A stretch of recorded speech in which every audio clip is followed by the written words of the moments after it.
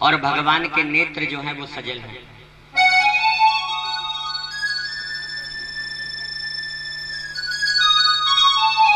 भगवान के आंखों में आंसू हैं।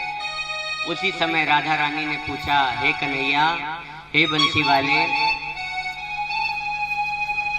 आपकी आंखों में आंसू क्यों?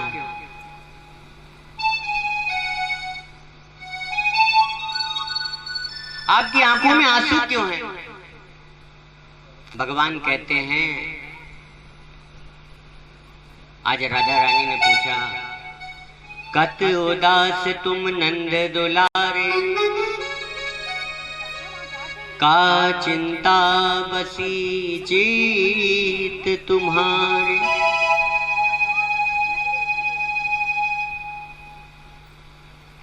बोलिए बांके बिहारी लाल की जय।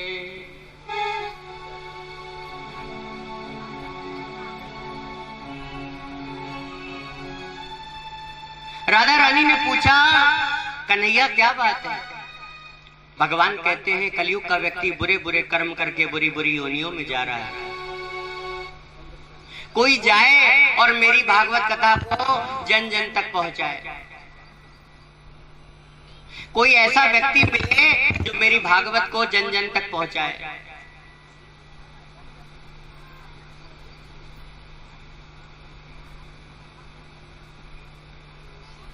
मेरी भागवत को जन जन तक पहुंचाए। तो राधा रानी को ध्यान आ गया, राधा रानी के गौलोक धाम में एक तोता रहते हैं। एक तोता जिनका नाम है श्री शुक जी महाराज।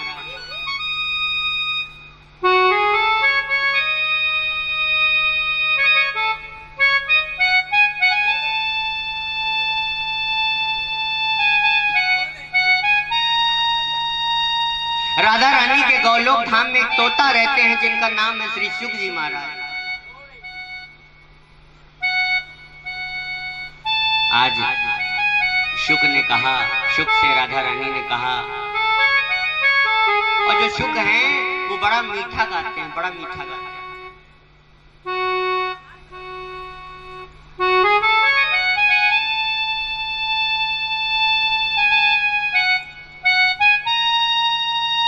आज राधा रानी ने कहा शुक से, शुक मेरा एक काम करो, मेरी इच्छा है तो कि तुम मृत्यु लोक में जाओ और जन जन तक भागवत का प्रचार करो। जन जन तक भागवत का प्रचार करो, जिससे कलयुग का व्यक्ति जो बुरे बुरी योनियों में जा रहा है वो बच जाए, नरक में जाने से बच जाए।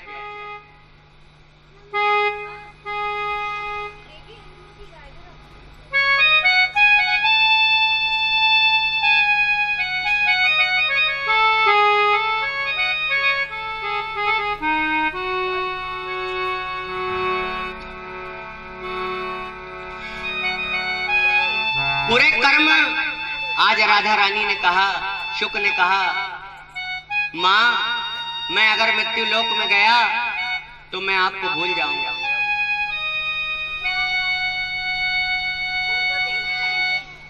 मैं मृत्यु लोक में गया तो मैं आपको भूल जाऊंगा। उसी समय कृष्ण भगवान बोले, हे शुक, मैं तुझको वचन देता हूं कि मेरी माया तुमको नहीं सताएगी। मेरी माया तुमको नहीं सताएगी, मैं तुमको वचन देता हूं। लेकिन शुक ने कहा कि मैं नहीं जाऊंगा। आज राधा रानी रोने लगी, लेकिन जैसे भगवान अपने भक्त को नहीं रोता देख सकता, वैसे अपने भक्त भी जो सच्चा भगत होता है वो अपने इष्ट को, अपने भगवान को रोता हुआ देख नहीं सकता। आज जब राधा रानी रोने लगी तो शुक ने कहा, मैया आप रोइए मत। क्यों? क्योंकि मैं आपको दुखी नहीं देख सकता, क्योंकि आपका आदेश मेरे लिए अध्यादेश है। ठीक है, आप कहती हो कि मैं जाऊं तो मैं जाऊंगा मां।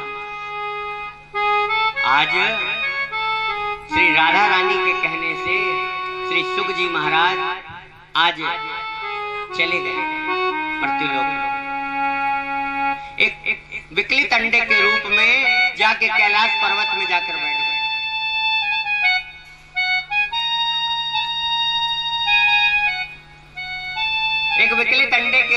कैलाश पर्वत पे जाकर बैठ गए। और इधर नारद जी ने मन में सोचा कि मैं सब में लड़ाई करवा चुका हूँ, हर जगह मैं जहां जाता हूँ वहां लड़ाई करवा देता हूँ, क्यों ना एक बार मैंने लक्ष्मी नारायण में झगड़ा करवा दिया, क्यों ना आज जाके शंकर पार्वती में झगड़ा करवा दिया। और नारद जी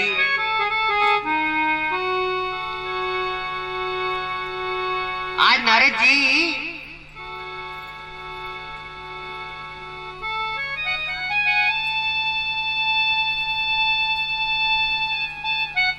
नारद जी चल पड़े। और जब चल पड़े तो कैलाश पर्वत में गए। और जब कैलाश पर्वत में गए तो उस समय भोलेनाथ वहां मौजूद नहीं थे। माँ पार्वती बैठी थी, नारायण का ध्यान कर रही थी। उसी समय श्री नारद जी महाराज का आगमन हुआ।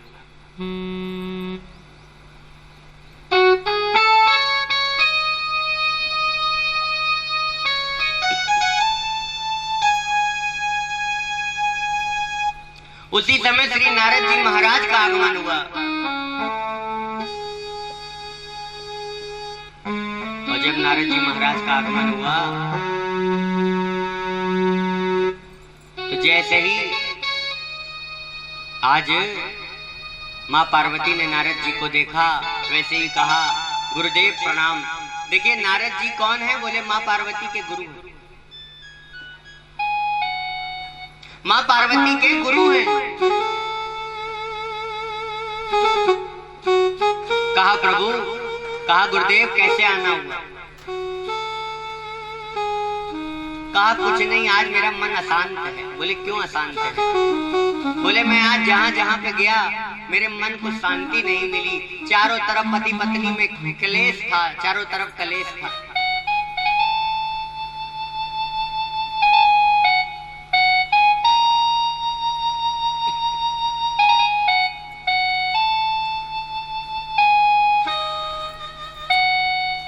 चारों तरफ कलेश था। तो बोले क्या बात है? अरे ये पति पत्नी का झगड़ा तो आम होता है भाई, जो जिसमें ज्यादा प्रेम होता है वहां तो झगड़े अक्सर होते हैं। बोले चिंता करने की क्या बात है? बोले चिंता करने की क्या बात है? देखिए माँ पार्वती ने कहा, देखिए ये तो मृत्यु लोक की बात है, लेकिन मेरे पति भोलेनाथ मुझसे बड़ा प्रेम करते हैं। मेरे पति भोलेनाथ मुझसे बड़ा प्रेम करते हैं। नारद जी ने कहा, मन में सोचा अच्छा मैंने अभी लड़ाई न करवा दी तो मेरा नाम भी नारद नहीं।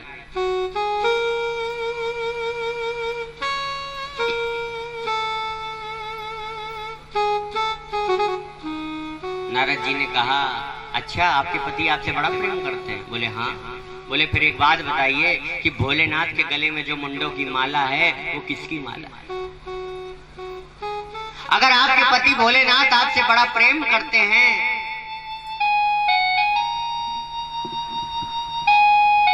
तो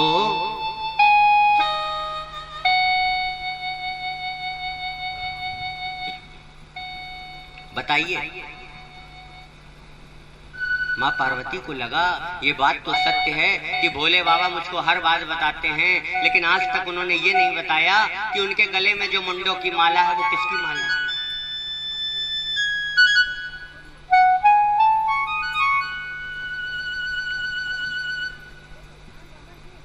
उनके गलों में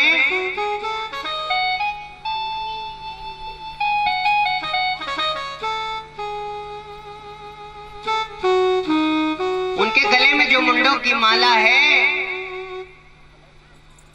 वो किसकी माला है?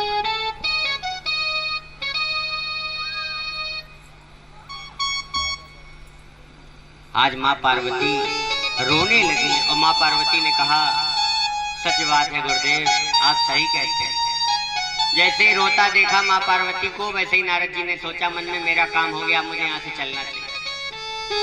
और जब चल दिए तो रास्ते में भोलेनाथ मिल गए गेट पे।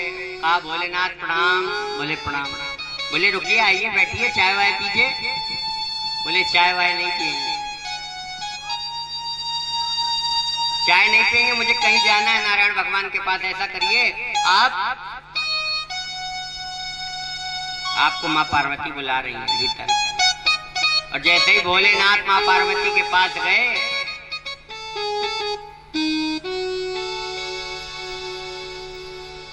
जैसे ही भोलेनाथ माँ पार्वती के पास गए, वैसे ही क्या हुआ,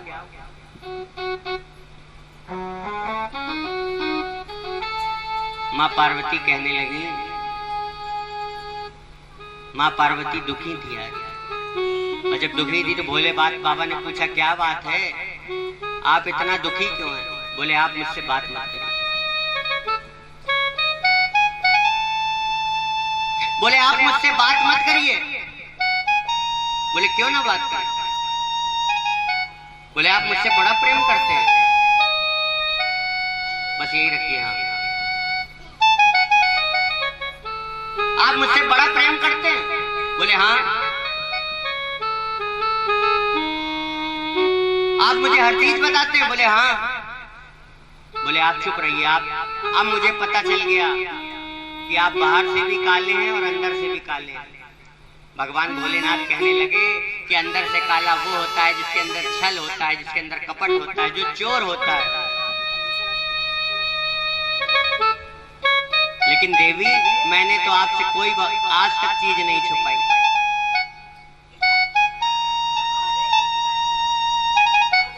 मैंने तो आज तक आपसे कोई चीज नहीं छुपाई। बोले, फिर एक बात बताइए।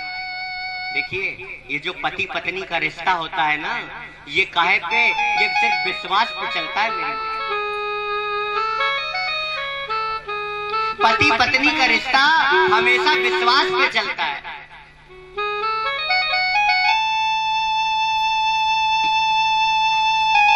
और जहां विश्वास नहीं होता, वहां पे रिश्ते टूटने लगते हैं। एक बार बीरबल अकबर को पता चला कि अकबर के पुत्र सलीम की दोस्ती एक गरीब बच्चे से हो गई है। क्योंकि हर व्यक्ति चाहता है कि उसकी जो दोस्त हो वो स्टेटस के अकॉर्डिंग हो। अगर हम ऊंचे हैं तो वो भी ऊंचा हो।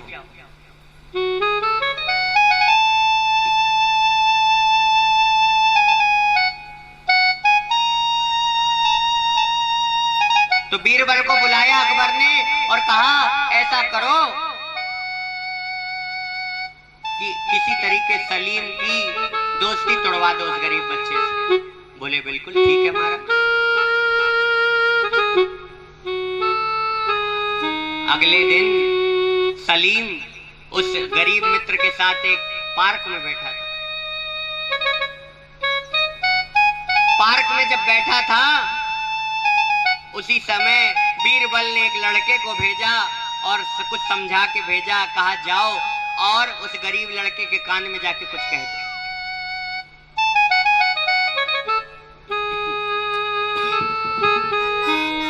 उस गरीब लड़के के कान में जाके कुछ कह दो। आज वो लड़का गया और सलीम के दोस्त के कान में कहा। क्या कहा? बोले, एक बात बोले। बोले, क्या?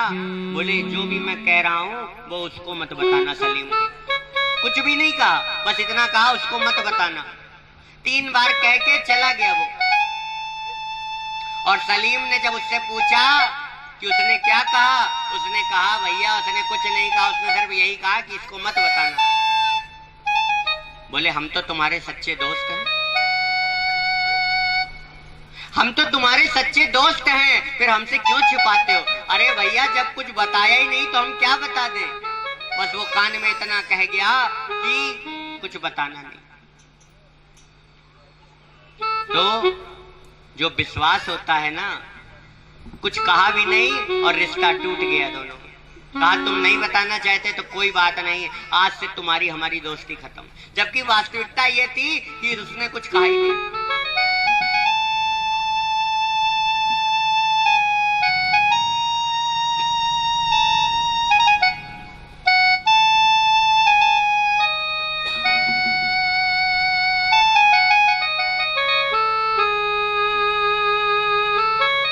तो रिश्ते जो होते हैं वो विश्वास पे चलते हैं मेरी माँ।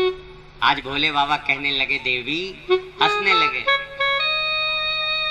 बोले, देवी जानते हो मेरे गले में क्या पड़ा है? बोले, मेरे गले में मुंडों की माला है, और ये मुंडों की माला और किसी की नहीं, ये आप ही की है। आप हर जन्म में कभी सती बनी, कभी कुछ बनी, और हर जन्म में आपने अपना देह त्यागा। और आपसे कहते हैं ना, कोई किसी से प्रेम करता है तो उसकी निशानियां सदैव अपने पास रखता है। तो देवी, हम आपसे बड़ा प्रेम करते थे, इसलिए आपका जो मुंड था उसको एक एक करके हमने माला बना लिया। इसलिए माला पहन लिया कि हम आपको कभी भूले ना। जिस तरीके हम भगवान से कहते हैं, हे नाथ मैं आपको भूलूं नहीं।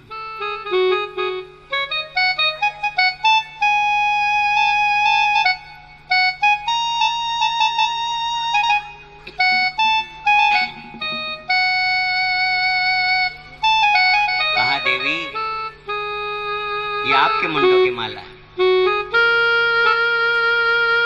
मां पार्वती पूछने लगी, भोलेनाथ ये बताइए कि आपने ऐसी क्या चीज करी है जिससे कि आप हर जन्म में आप अमर हो गए और मैं हर जन्म में मर जाती हूँ, देह त्याग देती हूँ। भगवान भोलेनाथ कहने लगे, देवी मैंने अमर कथा सुनी।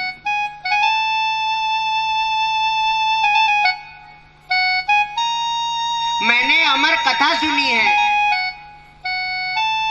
मां पार्वती पूछने लगी, प्रभु अमर कथा? अमर कथा क्या होती है? बोले, भागवत कथा ही अमर कथा।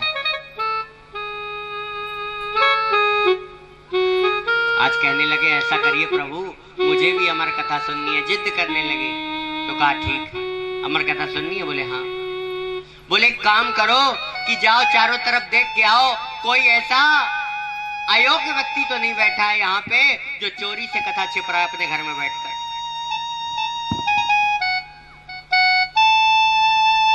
कोई ऐसा व्यक्ति तो नहीं जो चोरी से भागवत कथा सुन रहा है। क्यों? क्योंकि भागवत सुनने का अधिकारी हर कोई नहीं है।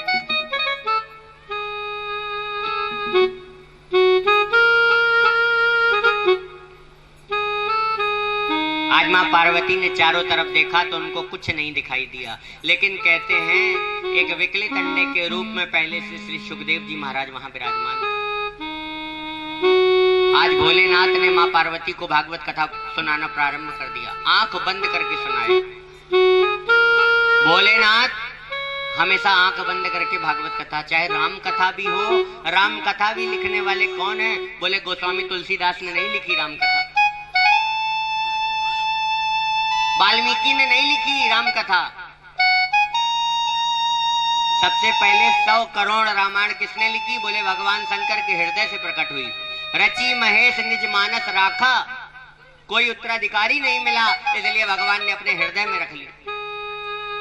भगवान शंकर के हृदय में 24 घंटे नारायण का नाम स्मरण करते हैं, जप करते हैं। और जब भगवान ने समुद्र मंथन के समय जहर पिया ना मैया, तो जहर जब पिया ना तो गले में रोक लिया जहर। क्यों? क्योंकि गले से नीचे अगर उतार देते तो उनको लगा कि मेरे राम बैठे हैं, अगर राम के पास जहर चला गया तो मेरे प्रभु को कष्ट हो जाएगा, और मेरे रहते मेरे प्रभु को कष्ट होए, ये मेरा वो सबसे बड़ा दुर्भाग्य।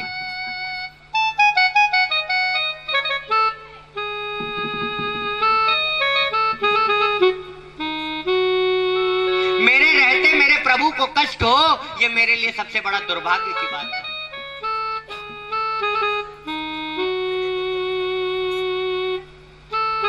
आज भोलेनाथ आंख बंद करके भागवत कथा सुनाना प्रारंभ कर दिया। आज मां पार्वती को नींद आ गई।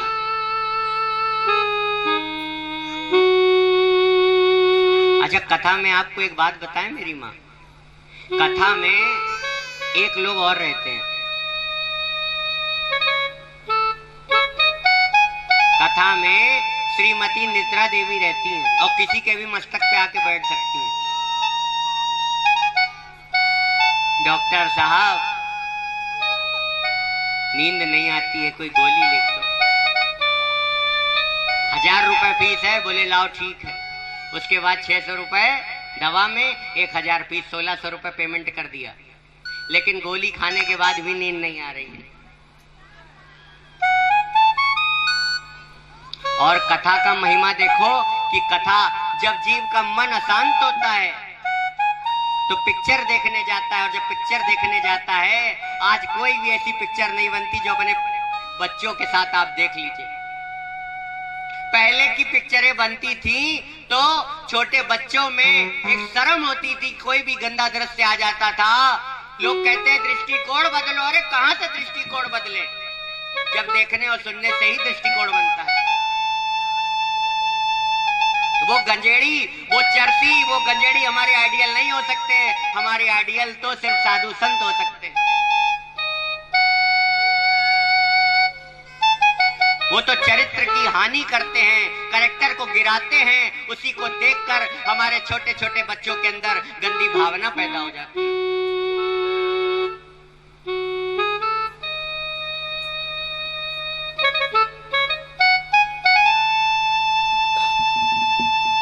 भगवान भोलेनाथ तो कथा में नींद, पिक्चर में नींद नहीं आती क्योंकि मन अशांत रहता है। और याद रखना दुनिया वालों, कानपुर वालों, जहां मन शांत होता है वही नींद आती है। मन अशांत हो, नींद आएगी? बताओ, नींद आएगी? तो कथा में नींद आ जाती है, इसका मतलब भगवान के दरबार में ही शांति है। यहां से निकल गई तो शांति खत्म। इसीलिए कहते हैं कि अपने जीवन में भगवान का आश्रय लीजिए।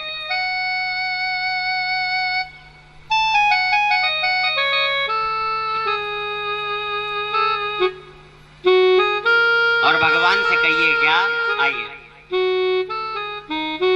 कैसा आसरा चाहिए हमको। ये मेरी अर्जी है, ये मेरी अर्जी है, मैं वैसा बन जाऊं जो तेरी मर्जी है, वैसा बन जाऊं जो तेरी मर्जी। आज भगवान से कहो, भगवान ना हमें 1 करोड़ का फ्लैट चाहिए, ना हमें पैसा चाहिए, हमें कुछ नहीं चाहिए।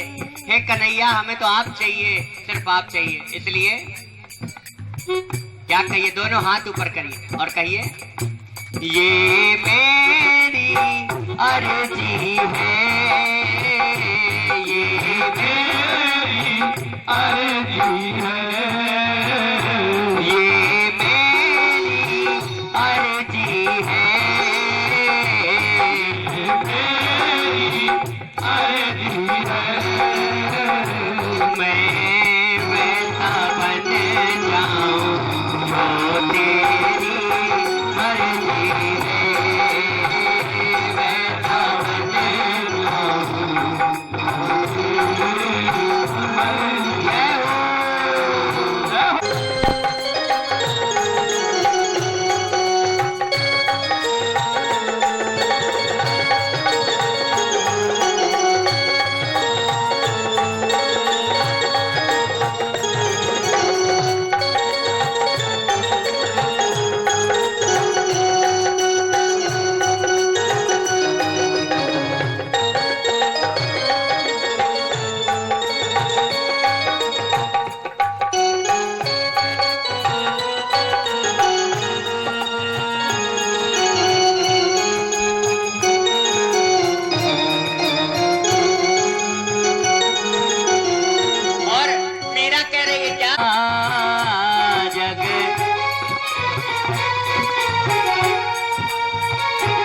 जग रोक न पाएगा, जग रोक न पाएगा। हमारे भैया बहुत सुंदर गाते हैं, रिंकू भैया इस भजन को पूर्ण करेंगे और हम सब साथ देंगे। दोनों हाथ उठा के श्री राधे जय हो।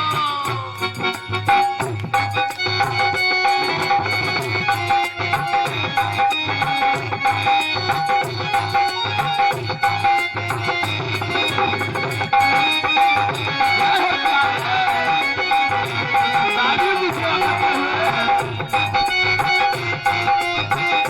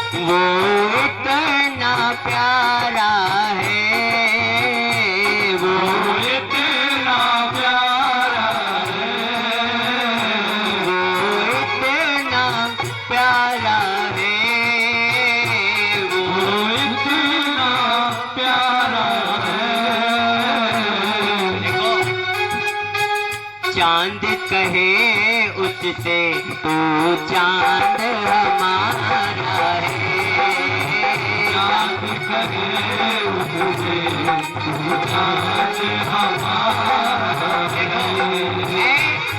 ऐ फलक के चांद, ऐ फलक के चांद, हमने भी एक चांद देखा है। ऐ फलक के चांद, हमने भी एक चांद देखा है। तुझ में तो है दाग पर हमने तो बेदाग देखा है। इसलिए दोनों हाथ ऊपर करके क्या कहना है?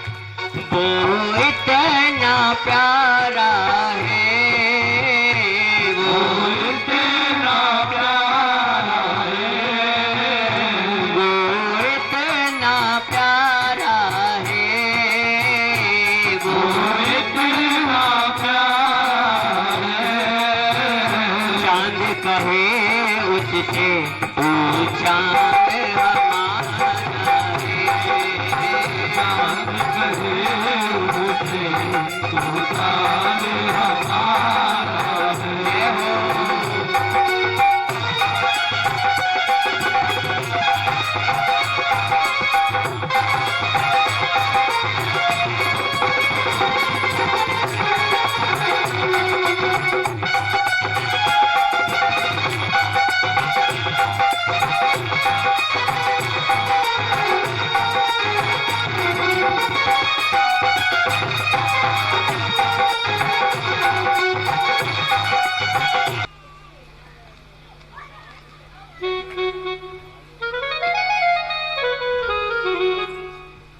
सभी अपने यथास्थान पे विराज जाइए। सभी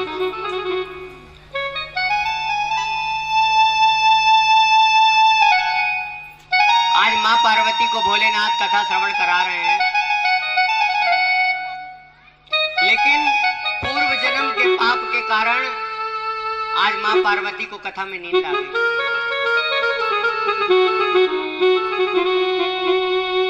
पूर्व जन्मों के पाप के कारण आज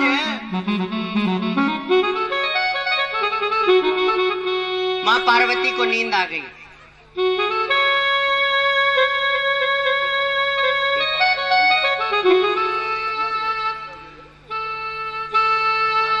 और जब नींद आ गई तो श्री सुखदेव महाराज, आज वो विकले तंडा टूट चुका था और उससे श्री सुखदेव जी महाराज का प्रागट्य हो गया। और जब सुखदेव जी महाराज का प्रागट्य हुआ भक्तों, तो श्री सुख ने सोचा कि मां पार्वती तो सो गई है, और जब मां पार्वती सो गई हैं,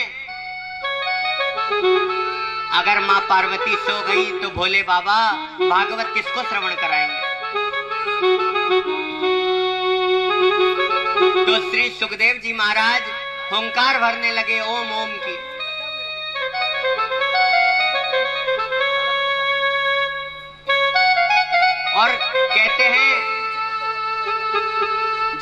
दशम स्कंद का पाठ भोले बाबा सुना रहे थे। पूरी भागवत विश्राम हुई, उसी समय जोर का जयकारा लगा, बोलिए भागवत भगवान की जय। और आज जैसे ही जयकारा लगा, वैसे ही माँ पार्वती की, जो सो रही थी माँ पार्वती, उनकी आंख खुल गई। माँ पार्वती की आंख खुल गई। और जब माँ पार्वती की आंख खुल गई तो माँ पार्वती भोलेनाथ से कहती हैं, हे भोलेनाथ, आप किसको कथा श्रवण करा रहे हैं? भोलेनाथ बोले, देवी, मैं तो आपको कथा श्रवण करा रहा था, लेकिन मैं तो सो रही थी। तो जब आप सो रही थी तो कथा किसने श्रवण कर ली? भोले बाबा ने चारों तरफ देखा तो उनकी नजर उस तोते के ऊपर चली गई। आज भोले बाबा कहने लगे,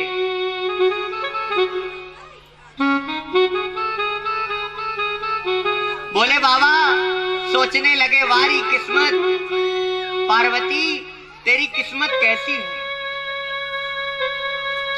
कि तू कथा नहीं सुन पाई। और कथा किसने सुन ली? बोले सुखदेव ने सुन ली। सच बताएं कानपुर वालों, कथा तो भगवान को, श्री सुख को ही सुनानी थी, माध्यम तो पार्वती को बनाया।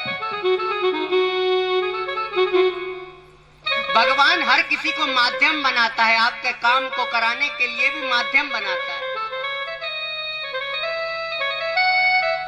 ना जाने किस भेष में नारायण मिल जाएं, इसलिए सब में भगवान का दर्शन करना चाहिए। सिया राम मैं सब जग जानी, करहु प्रणाम जोरी जुग पाई। भगवान सब जगह, सर्वम खलविदम ब्रह्मा, गॉड इज एवरीवेयर।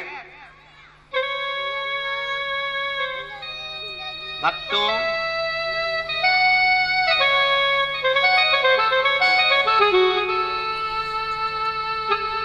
पहले सुखदेव जी ने जब कथा सुन ली तो भोले बाबा ने कहा कि तूने अपराध किया, तूने चोरी से कथा सुन ली, तूने चोरी से कथा सुनी है, इसलिए तुझे दंड मिलेगा।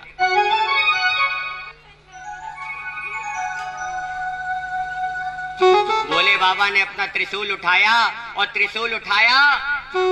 श्री सुख के पीछे पीछे भागे। सुख आगे आगे, भोले बाबा पीछे पीछे। अरे रुक जा सुख, रुक जा, मैं तुझे आज नहीं छोड़ूंगा, नहीं छोड़ूंगा, नहीं छोड़ूंगा।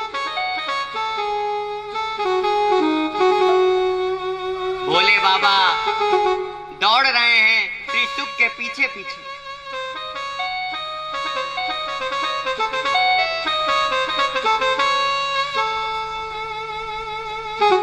और जब सुख के पीछे पीछे दौड़ रहे हैं तो सुख जाके बद्रीनाथ में सम्याप्रास नामक आश्रम में व्यास जी की एक कुटिया है, व्यास जी महाराज की। उनकी पत्नी उस समय अपने केस सुखा रही थी, उनका जमाई आई, उनका मुख खुला और उसी मुख के रास्ते से श्री सुख जी आज मां के उदर में चले गए। भोले बाबा आज पुकार रहे हैं, अरे व्यास जी बाहर आइए, बाहर आइए, बाहर निकलिए। व्यास जी बाहर आए और कहने लगे, भोलेनाथ प्रणाम।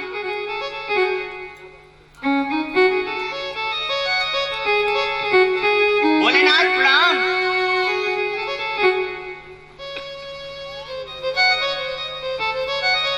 क्या चाहते हैं? आप इतना क्रोधित क्यों हैं? कहने लगे, तुम्हारे घर में, व्यास जी आपके घर में, मेरे घर से चोरी करके लाया एक चोर छुप गया है, चोर आया है।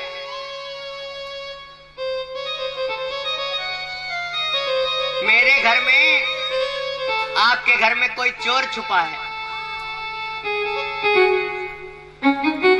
आज व्यास जी कहने लगे, भोले बाबा आपके पास क्या है ऐसी चीज जो कोई चुरा सकता है? भोले बाबा के पास कुछ है ऐसा? भोले बाबा के पास कोई ऐसी चीज नहीं है जिसको चोर चुरा सके।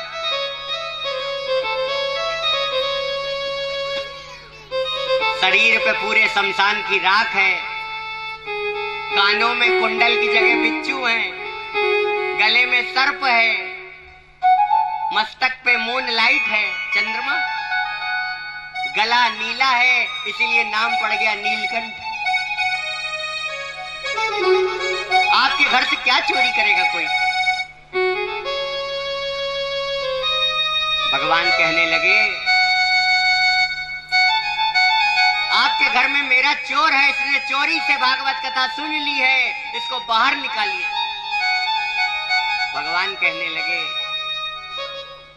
क्या करेंगे? व्यास जी कहने लगे, क्या करेंगे भोलेनाथ? कहा मैं इसको मारूंगा। बोले बाबा सच में आपका नाम भोलेनाथ है, आपको लोग भोलेनाथ कहते हैं। बोले क्यों भोलेनाथ कहते हैं? बोले बाबा एक बात बताओ, जिसने अमर कथा सुन ली उसको आप मार सकते हैं क्या? जिसने भागवत कथा सुन ली उसके परिवार को आप मार सकते हैं क्या? बोले नहीं मार सकते। तो जब नहीं मार सकते तो आप कैसे मार देंगे? आज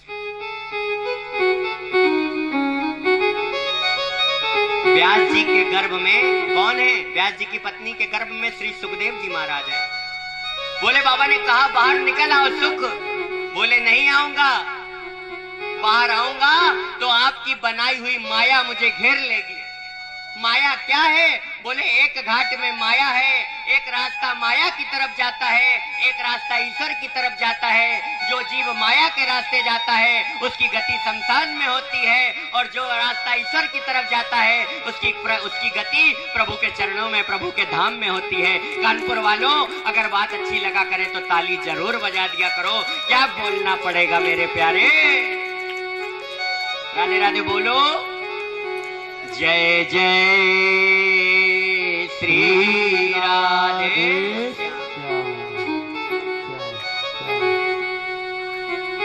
माया कौन है? जब जीव मां के गर्भ में रहता है, अभी बच्चा आया नहीं, पैदा नहीं हुआ, कोई कहता है हम मां बनने वाले, कोई कहता है हम पिता बनने वाले, कोई कहता है हम नाना बनने वाले, कोई कहता है हम नानी बनने वाले, कोई कहता है हम फूफा बनने वाले। अरे तू तो कुछ बनना चाहता है, पहले जो गर्भ में है उससे तो पूछ ले, वो कुछ तेरा बनना चाहता है कि नहीं बनना चाहता? वो तेरा बनना नहीं चाहता, वो तो सिर्फ भगवान का बनना चाहता है, भगवान का। माया का काम क्या है? बोले जीव को परमात्मा से दूर करना माया का काम है।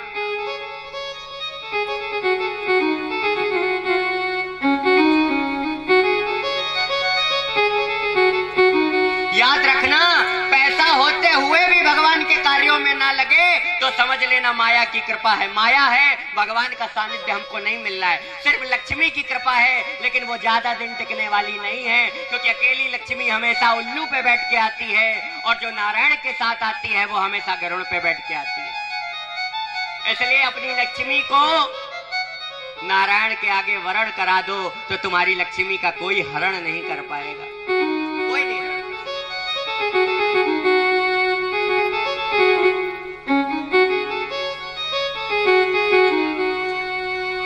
जब जीव गर्भ में होता है ना, उल्टा लटका होता, उल्टा, और भगवान से कहता है प्रभु मुझे बाहर निकालो। भगवान कहते हैं कानपुर वालों मेरा क्या प्रॉफिट है? कहता है प्रभु बड़ा कष्ट हो रहा है अंदर कोठरी में, मुझे बाहर निकालिए। भगवान कहते हैं बाहर आएगा तो और कोसेगा, अभी तो तू नरक में है, माँ का गर्भ नरक कहा जाता है। मलमूत्र में मुख से सना होता है।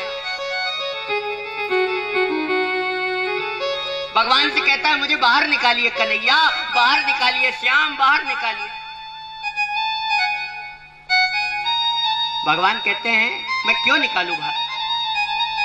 बोले बाहर आएगा तो अभी नरक में है तो ठीक है, बाहर आएगा पाप करेगा तेरे और नरकों की व्यवस्था बनेगी।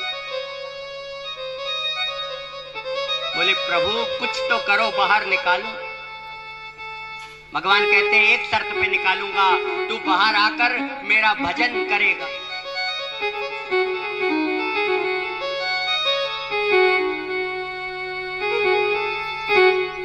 बाहर आकर मेरा भजन करेगा। भजन कब करना चाहिए?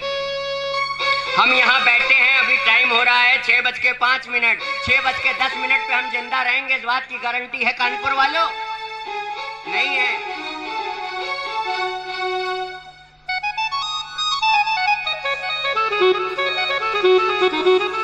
हर पल आखिरी समझकर भगवान का कीर्तन करना चाहिए, हर पल।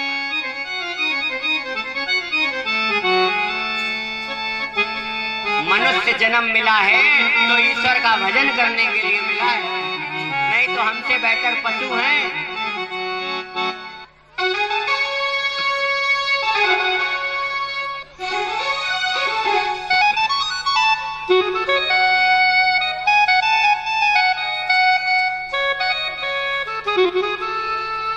आज भगवान कहते हैं,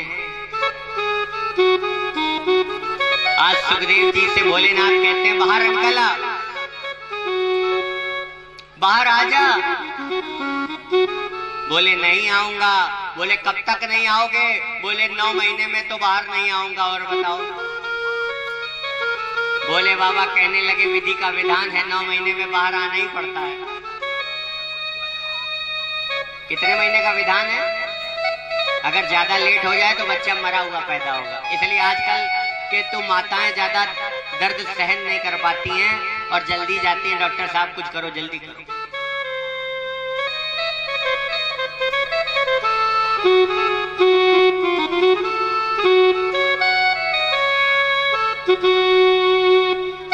तो भक्तों, बोले विधि का विधान है 9 महीने में बाहर आना पड़ेगा। बोले विधि का विधान छोड़ो, 9 महीने छोड़ो, 9 साल में बाहर नहीं आऊंगा। 9 साल में बाहर नहीं आऊंगा। 9 साल हो गए, 9 साल से बढ़ बढ़कर धीरे धीरे 12 साल हो गए। श्री सुख बाहर नहीं आए, और जब बाहर नहीं आए तो आज व्यास जी ने कहा, बोले भक्त और भगवान की लड़ाई है, उसमें मेरी पत्नी का क्या दोष? बोले कब बाहर आओगे? बोले जब तक नहीं आऊंगा जब तक मायापति नारायण, मायापति श्याम, मायापति कृष्ण ये नहीं आके कहेंगे कि मेरी माया तुमको नहीं सताएगी।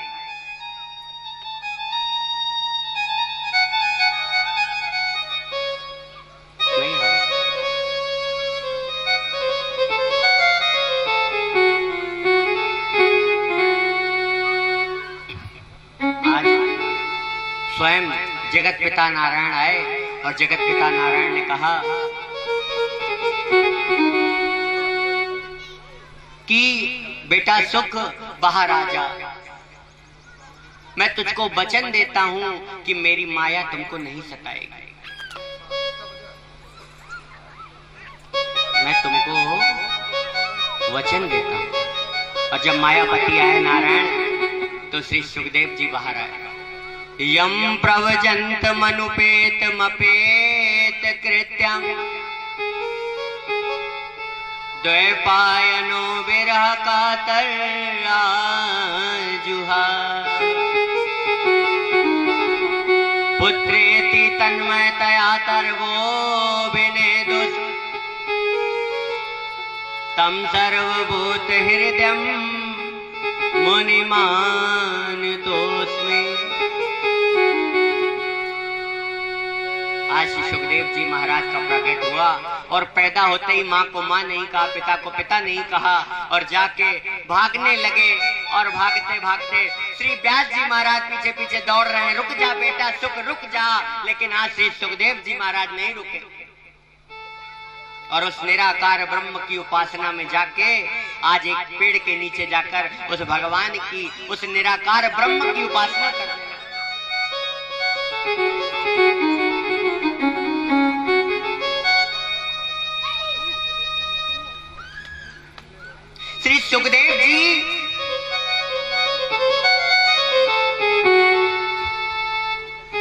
कहा।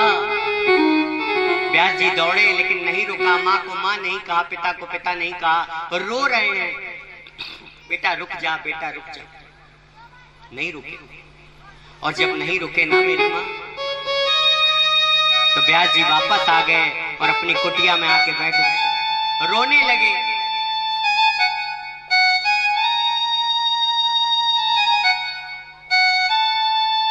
और जब रोने लगे तो उसी समय श्री नारद जी महाराज का प्रकट हुआ। बोली नारद जी महाराज की, बोले वृंदावन बिहारी लाल की।